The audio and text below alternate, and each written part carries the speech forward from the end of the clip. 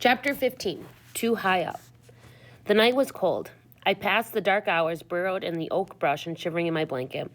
My mind kept going over everything that had happened, especially Miguel giving me even more from his pack to go along with his food. Did he really believe I could make it on my own?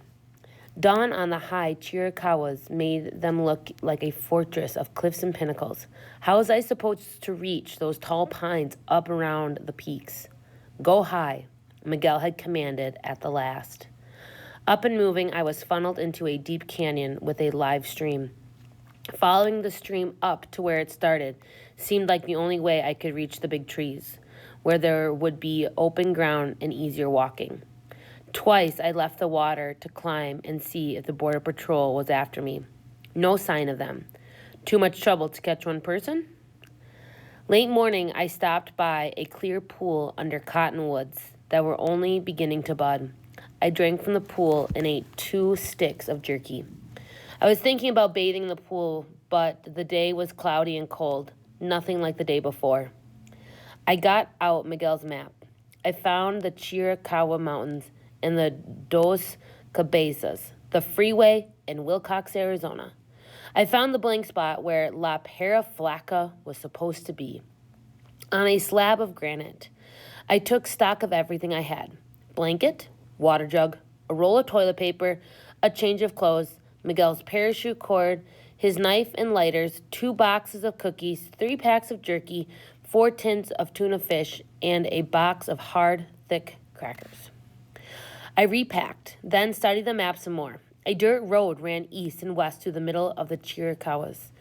Until I crossed it, I wouldn't really know where I was. If I climbed high, then kept heading north, I would cross that road. How I missed Miguel.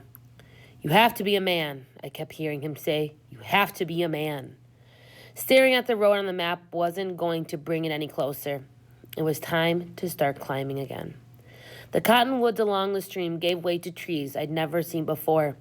By early afternoon, after scrambling around 3 waterfalls, I had reached the level of the cliffs and the pinnacles. One more push, and I climbed into the tall pines. The walking came easier. I tracked the stream to its beginnings, a mere trickle. I drank and filled my jug. The wind was out of the west, the tree limbs beginning to sway. The clouds were thickening. Dirty snowbanks here and there gave me something new to worry about. Could it snow again? March was almost over, but what if winter wasn't? Fast as I could, I pushed on. I steered toward a mountain to the northwest, the highest in the range. The map called it Chiricahua Peak, almost 10,000 feet high. By late afternoon, the giant pines were creaking and groaning in the wind. My jacket never felt so thin. A dark cloud bank was racing in from the west, and I could feel the moisture coming. I knew I better get down some and not on the windy side of the mountain. I found a place on the protected side and spent the rest of the daylight gathering firewood and making a shelter with the knife and the parachute cord. I made my lean-to-large big enough to keep myself and the wood dry. I covered the firewood with a thick layer of branches. By the time I was done, the wind was shrieking through the snags and the crags, and the temperature was dropping fast. I was wearing everything I had, and still I was cold. Miguel would have been proud of this camp, I thought, and of the shelter, built on a well-drained spot under the trees and close to a small creek. At dusk, I made a ring of stones under the high side of the shelter and got a fire going. For now, there was nothing to do but wait and see what the weather would do. It wasn't long finding out. Soon after dark, it started snowing hard, the flakes large as peso coins. It snowed all night as I stoked the fire to keep from freezing. I thought about the earth warming back home, the seeds sprouting in my mother's vegetable garden. I was glad they couldn't picture me like this. By dawn, a foot of snow covered the ground, a beautiful sight, but strange and scary. The morning brought patches of blue sky, but they didn't last. It started to snow hard again. Would it ever quit? All the while, I had to keep ringing farther to find dead branches for the fire. My sneakers were hopelessly soaked, my feet freezing whenever they were away from the fire. By the time the storm ended, the snow was up to my knees. I wondered if Miguel knew it could get this bad up here. What would he do? Miguel would wait. The snow will melt soon, I kept telling myself. Hiking through this much of it was impossible. I passed the time going over and over the exact address of the Western Union in Silao, where I would write the money home. I had to believe I could still make that happen. The next day brought blue skies, but no melting.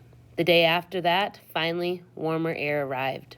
The snow slumped. It took another day for enough to melt to set me free.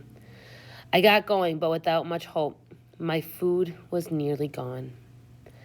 It was hard walking in the slush, and my feet were numb.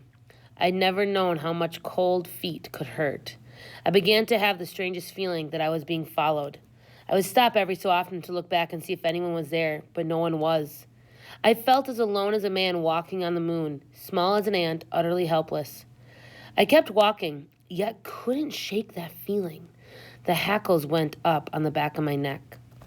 I turned around fast. Nothing there. I told myself to pretend I was walking at my father's side. In a way, it was true. He would always be with me. Everyone is master of their own fear, I heard him saying, and that helped.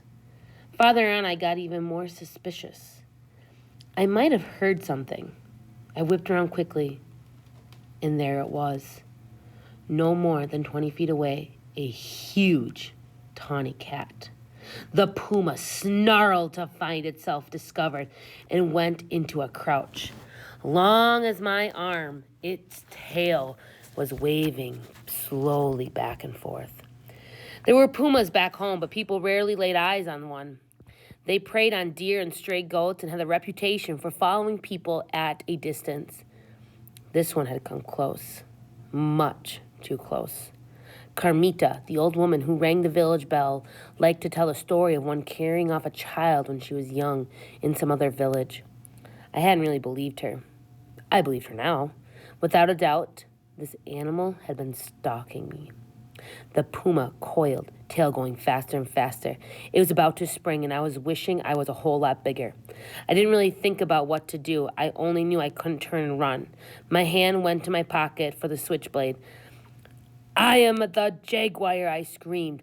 The mighty tigre. You are nothing but a mountain lion. Get out of here, or I'll rip you limb for limb. I'll cut you inside out. The puma wasn't so sure it wanted a piece of me after all. I reached for a big stick, a piece of a shattered tree limb that the wind had brought down, and started waving it around and around like a crazy man. The lion turned around and, with a last look over his shoulder, vanished into the forest. I went to look at its tracks. They were bigger than my fist. I found a different stick, a perfect club, and kept going. It took a long time before I wasn't looking as much behind as ahead, and just as long for my heart to quit racing. By the middle of the afternoon, I was on a high ridge with few trees. Chiricahua Peak was straight ahead. I was thinking that less snow would remain on its west side on account of the wind and the sun. I had just made up my mind to head that way when I heard the chop of a helicopter. It was so loud it had to be close. Where exactly, I couldn't tell. Here it came, rushing up from below. It was right there, hovering, just off the ridge, with me caught out in the open. No doubt about it. I'd been seen. I ran downhill toward the beginning of the canyon in the nearest trees. The helicopter followed. It was white with green markings, and it was making a terrible wind and noise. It was a hard run, but I reached the trees too thick for the helicopter to land. They could still see me, though. The border patrol hovered above as I bent over, double, gasping for breath.